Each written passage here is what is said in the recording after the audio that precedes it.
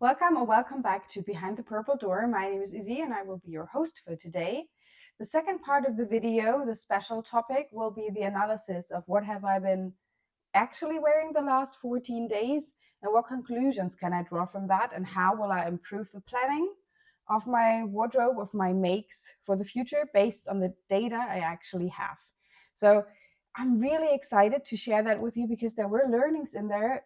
After 3 days, I would have not thought to see because I actually thought I was on a different path and I was quite good. And then seeing the pictures really made the difference.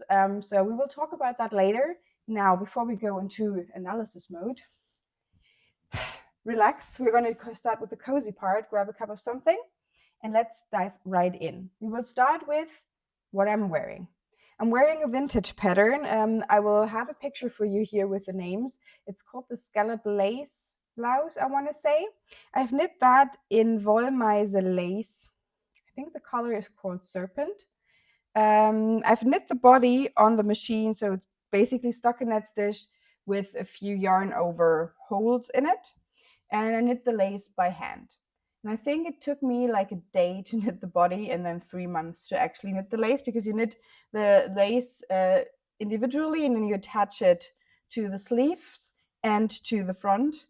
And as per every vintage pattern, the instructions were short. They just said attach the lace. So it took me a while to figure out how I want to place it and how I want to do it.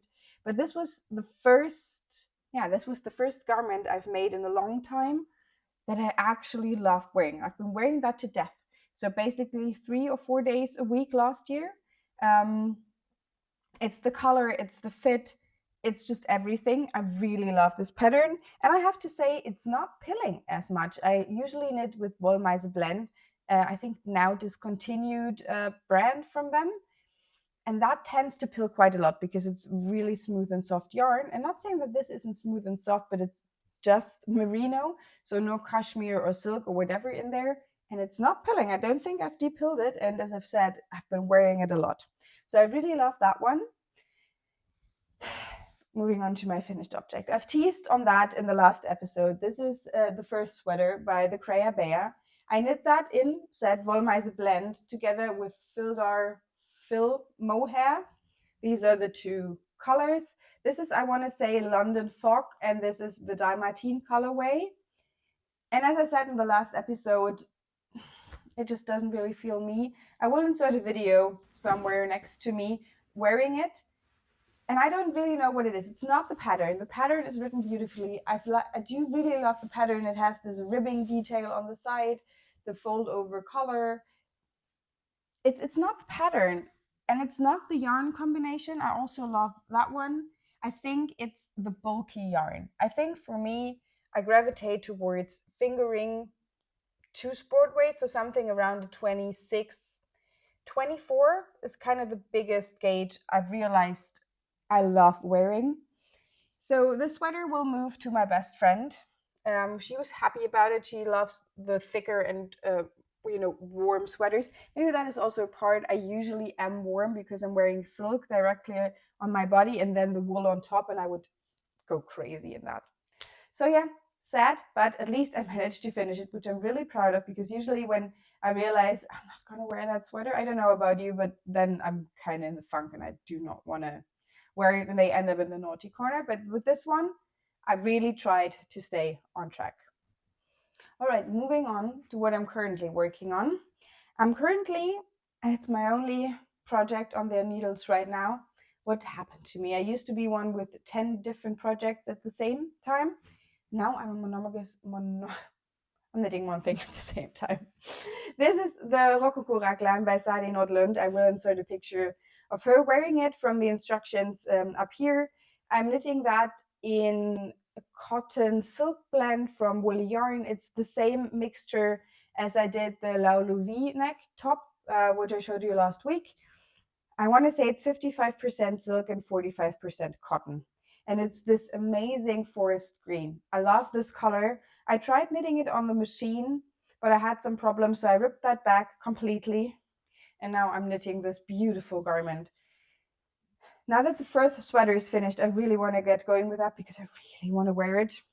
For the sleeves, I had to rip back 2 or 3 times, and it was quite funny. I've watched the latest episode from Emily Kate Makes, and she's talking about compromising in her knitting and not knitting from only knitting from stash in the past, and doing those beautiful garments that we invest hours and hours upon knitting, and then you just do not want to wear it and you're not happy. And I thought, like, okay, yeah, she's right. I'm going to rip back when I realized I've made a mistake, and I did that again to make it really perfect, because I'm going to invest like 40-ish hours to knit this. And she's completely right. We should do it the best way we can. And so, yeah, I'm really glad I ripped back and listened to her advice. And maybe this will be my finished object for next time, because it's just stockinette stitch in the round now. So really potato chippy knitting for when I'm on the couch in the evenings. I've thought about knitting it on the machine, but going through the hassle of knitting another swatch, hanging the stitches on the machine, I think I'm going to be fine knitting it by hand. So that, as I said, is all I'm currently working on. There are 2 plans for the next cast-ons on the machine, because I really want to finish that one knitting by hand. And I have 2 swatches. So one of them is already on the machine. I've started knitting the back of the body. And I hope you can see the color, but I will insert a picture anyway. This is, it's so hard to describe. It's a beautiful blue, but with a purple undertone. It's really dark, leaning toward black, but it's not that harsh of a color. And it's super soft. It's 90% merino and 10% cashmere, and it's just beautiful. And it's knitting up beautifully. And I'm already tempted. I have 300 grams of that yarn, which will be enough for the cardigan. It will be a basic cardigan. And I'm going to knit lace on the knitting machine. And I will attach that around the collar and the button band. It will not have buttons. And the sleeves will be just basic sleeves with ribbing finish at the bottom. To wear with the tops, I've just like the Rocco raglan, like the V-neck top, and all the other summer tops I want to make to just throw on. And black, I feel like, is really difficult to wear, to not draw away the energy from your skin if you fair skinned like I am. And this could really work and be an easy staple piece that is not too basic. I tend to call them beyond basic pieces, and I'm really, really excited. And as I really love the yarn and the way the stitch pattern and the stitch definition looks, I am thinking they have like 4,000 grams left in the store. And I want to knit a skirt in autumn, and I love the color. So I'm tempted to go back and buy another considerable amount. I will need like 500 grams for the skirt. And I would love to have the matching top so it can look like a dress. I have a pattern in mind from one of my vintage knitting booklets. I think it was one of the latest one in Squid School. She just usually calls it Squid School. And she had a pattern booklet with vintage knitting patterns, I want to say 1 or 2 months ago. And I just fell in love with the combination of the skirt and the top. So I'm really tempted to get it before it's all gone. I mean, with 4,000 grams, how quick will that leave? But, so that is swatch number 1. And swatch number 2 has holes because it just dropped, but I still could do the gauge swatch from it. Is this beautiful baby yak and kid silk mohair in olive. And I've been thinking, I'm currently looking at the matcha skirt in my gingham and the checkboard pattern. And with spring, it tends to have days where it's warm enough to go without a sweater, or you would sweat in a sweater, but it's not warm enough to just wear a top. And I want to have a cardigan to wear on top of that skirt.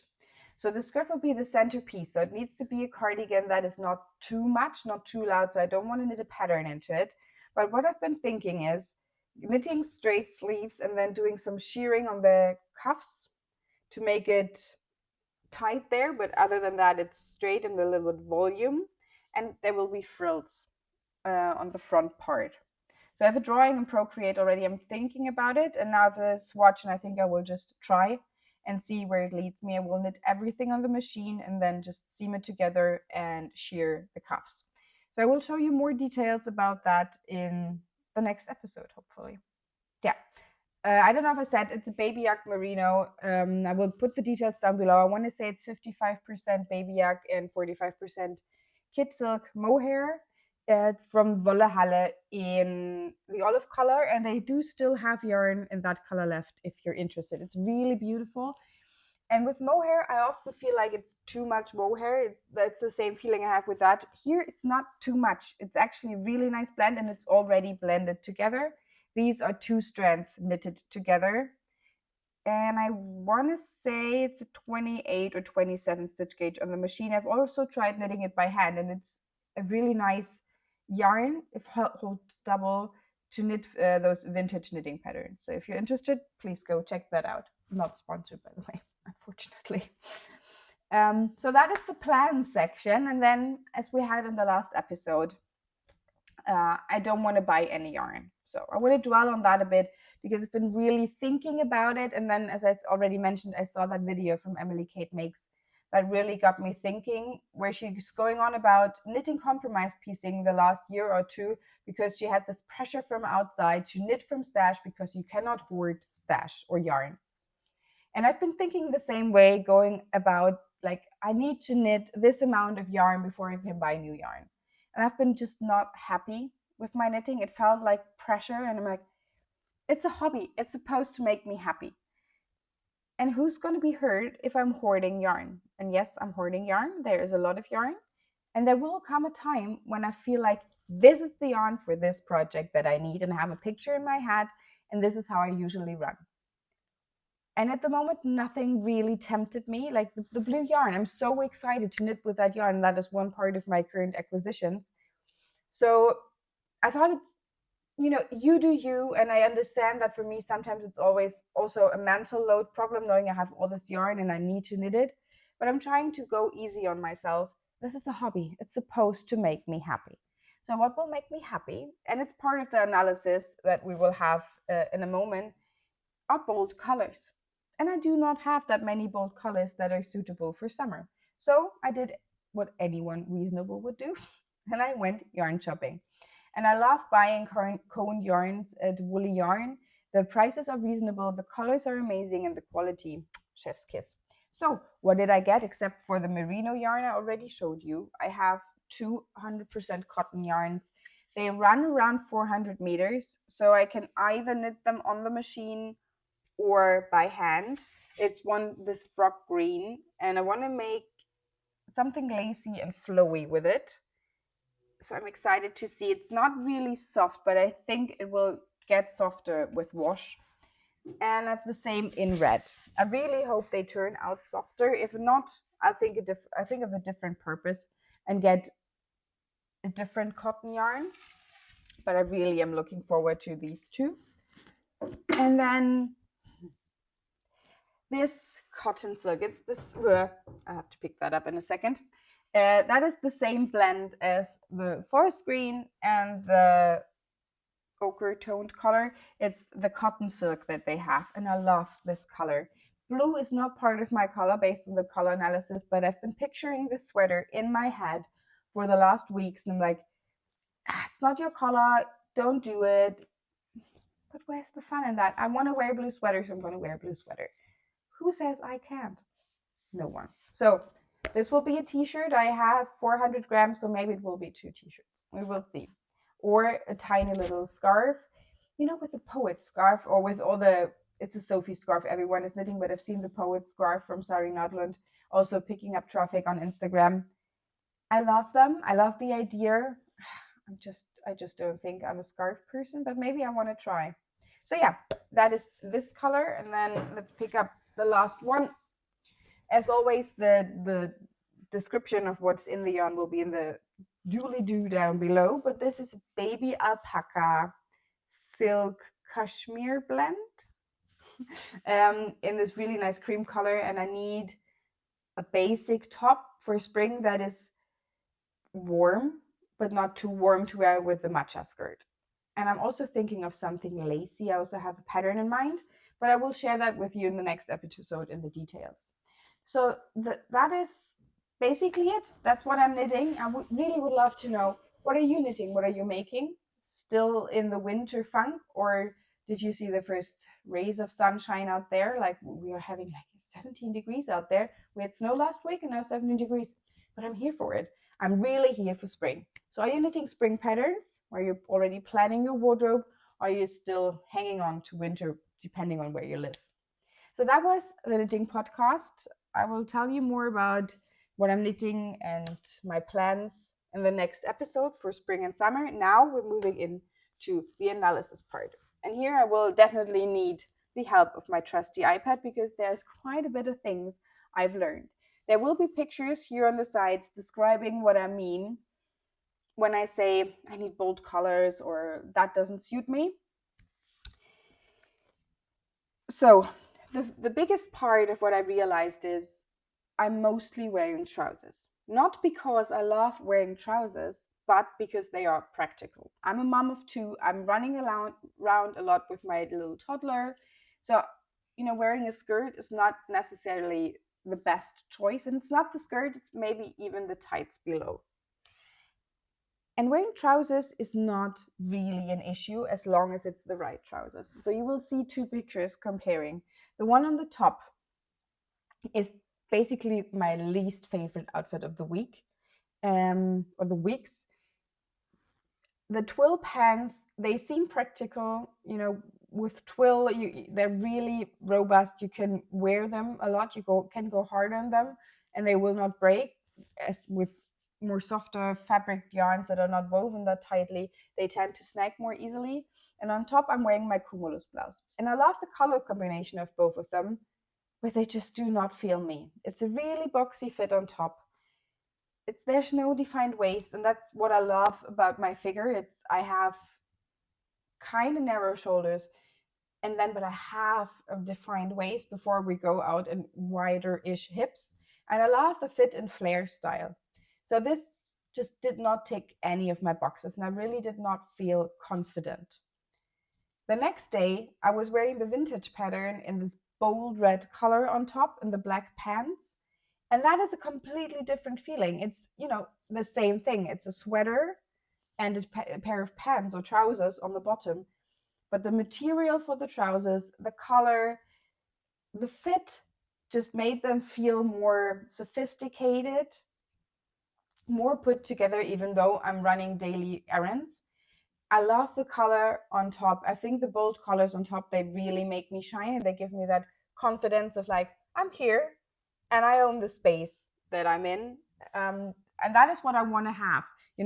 I want to use my armor to get me to feel like the best version of myself. So the first learning is pants are fine. It need to be the right material, fit, and style. And I need a fitted garment on top in a bold color to really feel like myself. So that leads me also to the second part. You will see in a few other pictures, I feel best with bold colors, either on top or in the bottom. There's also this picture with me wearing these corduroy pants that are really loud at the bottom, and I'm wearing basic jersey top at the top half of my body, and it's black. And I said black tends to be harsh. I still think there is room for black garments in my wardrobe. And this is like a 6 or 7 out of 10 for me, because I think it would look better with a soft knitted sweater on top instead of a jersey sweater. So that is something I have in the back burner, to maybe knit really delicate, not delicate, but soft looking, feminine, vintage inspired sweater for that type of outfit. And something else I've realized is I'm kind of wearing the same pieces all over.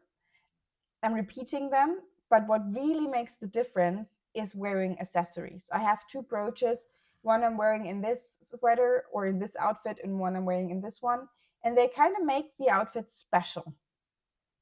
And I really love that. It's one thing you can wear on multiple outfits, but it will just elevate the way you look. It just will make it a style and not just an outfit. And that is what I love. I don't need more.